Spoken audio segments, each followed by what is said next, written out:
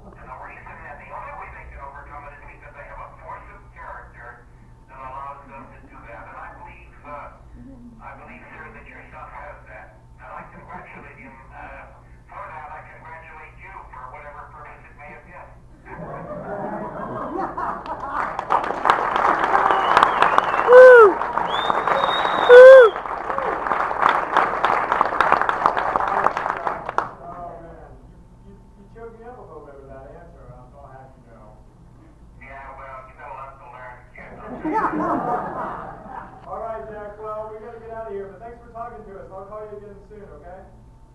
Thank you. I thank you very much for being there, all of you. I hope you enjoyed yourselves this evening, and you have a very good evening. All right, good night, Jack. Good night. Night.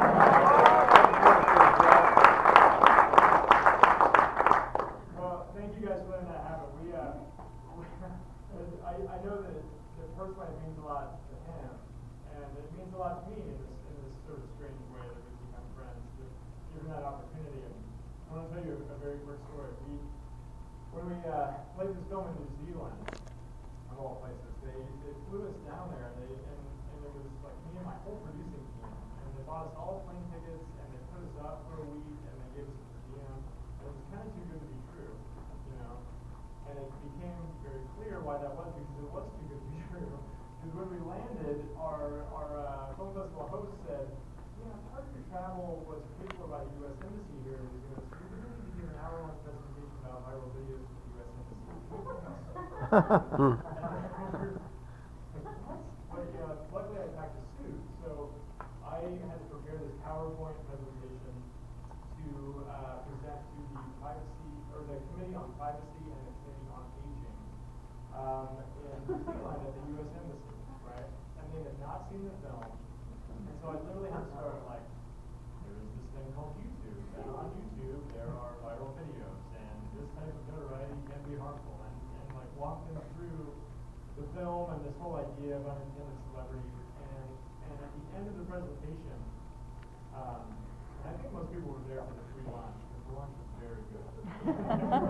everybody was just sort of, you know, on autopilot really, I think, through this presentation, until I called Jack, much like I did just now, on speakerphone, and he gave this kind of like football coach at halftime, like rousing, you know, rah-rah, like, you have to restore the United States' place in the world as a beacon of freedom and independence, and talked with like Carl Sandburg's love of liberty, and I mean, it was really gorgeous, and it sounds really corny, but as an 80-year-old blind man in a cabin on top of a mountain, he did not digress, he didn't say, he never got lost in his train of thought, and he delivered this thing with the force of a statesman, and it sounds really cheesy, but I started to cry as it was happening, because I realized like through this bizarre film, well actually through this bizarre outtake clip that was never supposed to exist,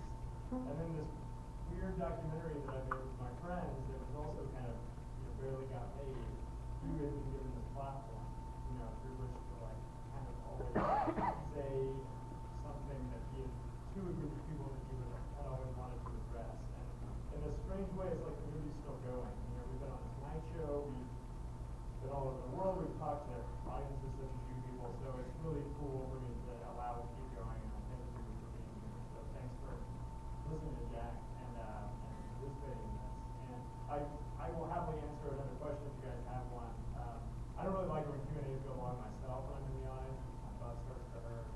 But if I don't get to your question, I'm going to hang out in the lobby, so please everybody come talk with me. Yes? What's your next project you're working on? Oh man, I'll give you 2 pictures, because I actually just got back from Los Angeles. So one of the wonderful things about this movie is I've got a manager and an agent now, and so I'm out in LA pitching projects all the time. And this is a really good exercise for me. I have to I'm asked this a lot, but I have to give elevator pitches. So here we go. Actually I have 3. I'll give you 3. Okay. The first one is called The Chameleon, and it's about an infamous French con man that my business partner in Austin and I read about in the New Yorker. And we were able to contact him via YouTube of all places, where he has a channel where he posts videos of himself sort of ranting right into his laptop camera. We got him on the phone and we arranged to buy the rights to tell his life story, and he conned us out of our money. But he signed our release as he did it. So we now have the legal right for 5 years to tell the story of this con man, just no con man. So I think we're going to set out in search of him and tell his story by circling in on him. So that's the first one, it's called Community. The second one is called Brute Force, and it's about a guy who in 1969 was signed to the Beatles' Apple Records label as one of their first artists. And he was poised to be the next big thing. George Harrison arranged his first single, the London Philharmonic did the strings, and he he provided all the other instrumentation, and he played piano. And he also wrote the lyrics. And the song, unfortunately, was called "The King of Buck," and it's this beautiful song that sounds like the Beatles may have written it on the Yellow Submarine album or something about appreciating beauty in the world. But unfortunately, the verse to "The King of Buck" goes, "Everybody calls him the fucking." So no radio station could play it. The record company wouldn't press it. He faded into the 60s legend, basically. And now at age 70, he's never stopped playing or writing music. And Sony and Apple are re-releasing all of his controversial 60s material. So he and his daughter, who goes by Daughter of Force, are going to go on tour. So Brute Force and Daughter of Force are going to try and reclaim this rock star that evaded them in his 20s. So that's the second project. The third one is a comedy narrative called Quickie. And it's about a Michael Cera type character who works at a convenience store called the Quickie Mart. And every single night during his shift, this gorgeous girl of his dreams comes in. Every single night at exactly the same time, wearing a nurse's outfit, which makes it even hotter than his eyes. As you guys in the audience can probably attest to. And doctors out there. And she always buys the exact same thing, which is a box of peanut butter Captain Crunch, which also happens to be his favorite food, so this is like a fantasy come true for our hero, right? As a result,